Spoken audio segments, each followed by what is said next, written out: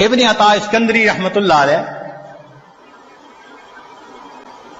ان کے حکم بہت معروف ہیں. ہمارے بزرگ علماء رمضان المبارک میں اس کی مستقل مجالس کیا کرتے تھے. ان کے حکم کو پڑھیں تو یوں لگتا ہے کہ اللہ نے اس امت میں بھی لقمان علیہ السلام کا ایک نمونہ پیدا کر دیا. کیا عجیب باتیں کہی ہیں.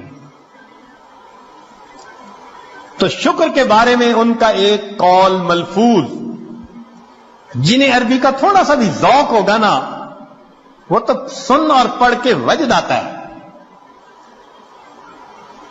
یہ جامعہ الازہر کے استاد بھی رہے، اور اس جامعہ کو جو پوری دنیا کے اندر ایک مقام ملا وہ ایسے ہی متقی باخدا بزرگوں کی وجہ سے. فرماتے ہیں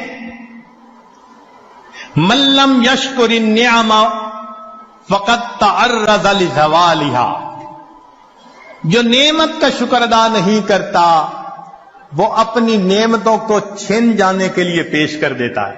اللہ مجھ سے یہ چھین لو.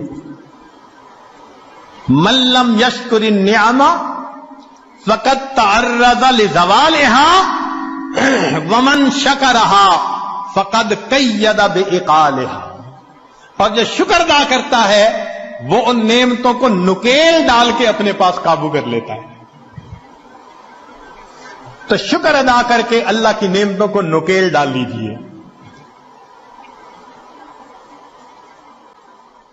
پھر فرمایا